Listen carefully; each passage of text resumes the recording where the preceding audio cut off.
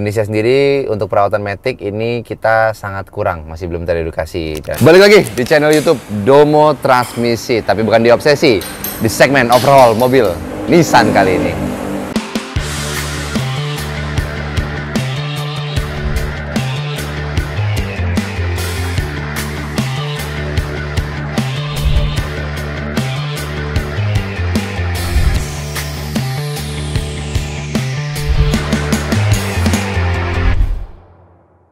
Oke guys, sekarang gue lagi kedatangan nih satu unit mobil X-Trail T32. Ini yang gue lupa ini ini yang mobilnya 2,5 nih kayaknya nih. Nah, mobil ini dia ada keluhan di bagian transmisinya, yaitu transmisinya bersiul, ada bunyi. Nah, untuk mobil X-Trail ini yang kasusnya bunyi itu kita udah nanganin beberapa kali ya. Nah, waktu itu pernah ada kasus yang paling parah. Gue lupa di episode berapa ya. Jadi gearboxnya itu memang awalnya tuh keluhan penggunanya itu memang bunyi, cuma ternyata bunyinya ini setiap dicek katanya nggak apa-apa, kata bengkel sebelumnya nggak apa-apa. Nah, sampai akhirnya pas sampai Domo Transmisi itu kondisi udah di towing, karena ketika dia lagi pakai mobilnya itu bearing-bearing di bagian dalamnya itu pada pecah.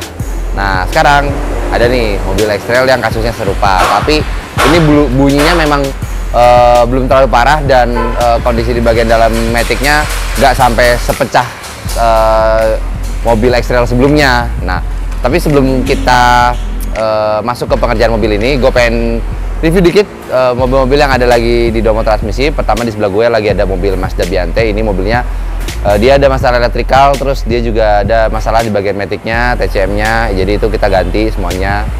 Terus di sebelah sana ada mobil Wuling yang dia rusak di bagian TCM-nya. Nah, ini kita lagi coba cari untuk part penggantinya. Terus ada juga Wuling Cortez ya, itu baru masuk hari ini per tanggal 20. Dia di bagian Matic-nya itu juga sama ada siul ini.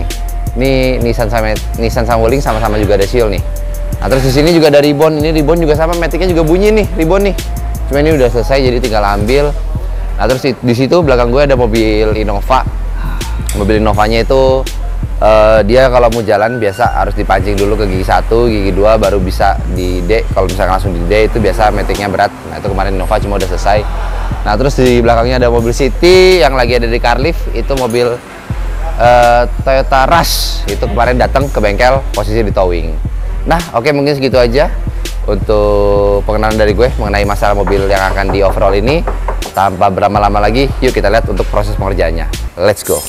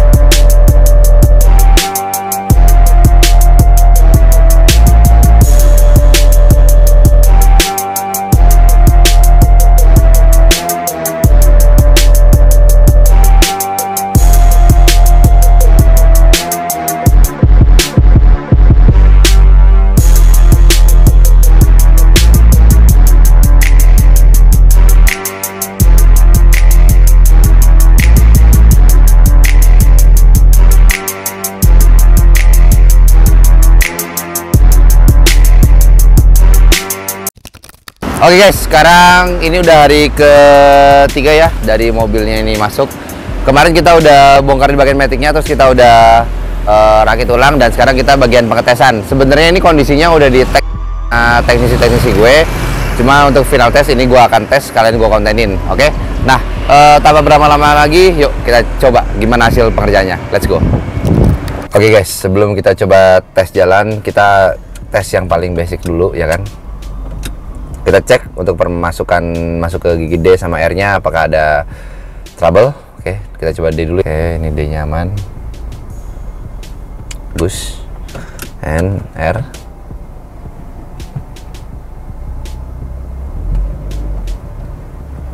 Oke, bagus. Sekarang D lagi. Terakhir kita coba R lagi. Oke, hasilnya oke nih. Untuk PRND-nya nggak ada trouble. Nah, sekarang kita lagi tinggal tes untuk akselerasinya kayak gimana, terus untuk ketemu hasilnya kayak gimana. Oke, langsung kita coba ya. Oke guys, ini gue lagi mau tes akselerasi mobilnya ya. Kita ketemu jalanan lumayan kosong. Kita coba sedikit tes akselerasinya. Nah, ini jalanannya. Oke.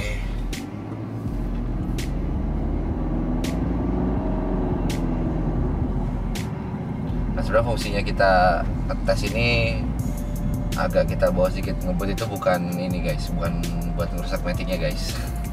Tapi ini buat ngetes hasil pengerjaan kita tuh gimana gitu loh. Jadi memang kita udah pastiin memang nggak ada masalah. Soalnya kalau misalkan mobil CVT dia kalau dibejek terus ada gedek-gedek, kadang itu bisa jadi masih ada masalah gitu loh.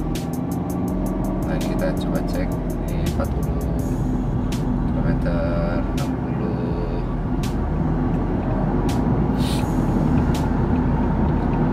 sampai ke 80 ini gak ada masalah. Oke sih ini. Ini jalan kosong lagi, kita coba.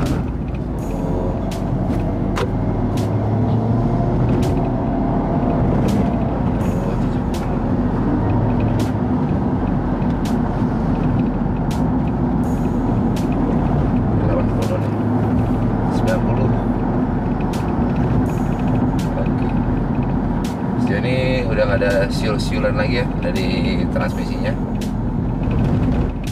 Ini udah oke nih. Oke, sekarang kita mau coba tes turunan ya, bagian tanjakan.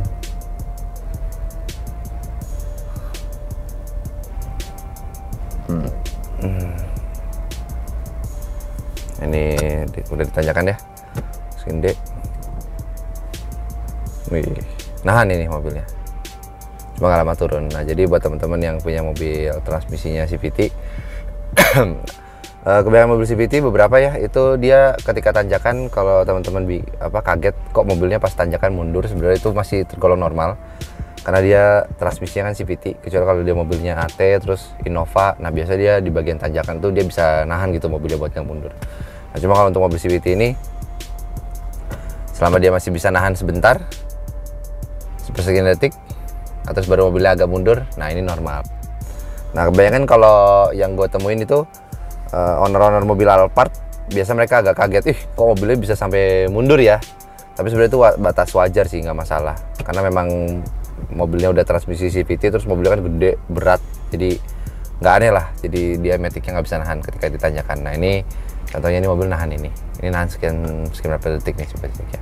D 1, 2, 3, 4. Nah, ini nahan nih selama 4 detik.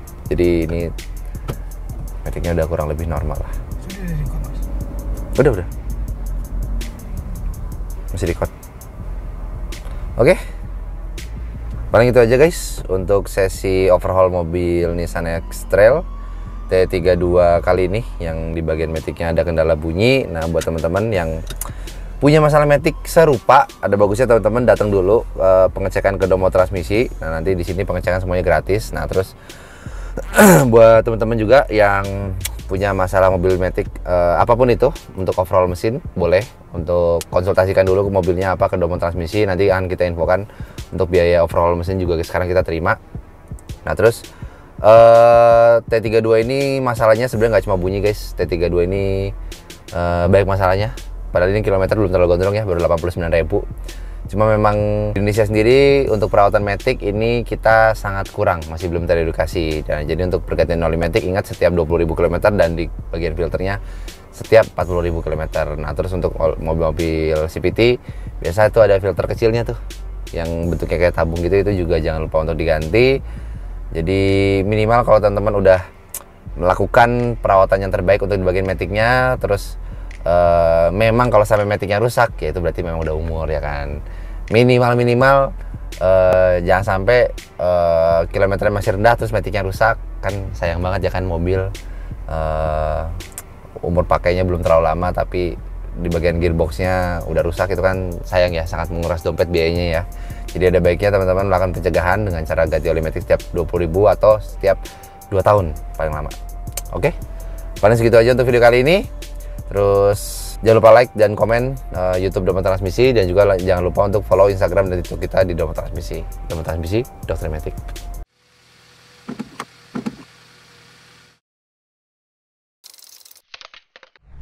Domo Transmisi, running smooth.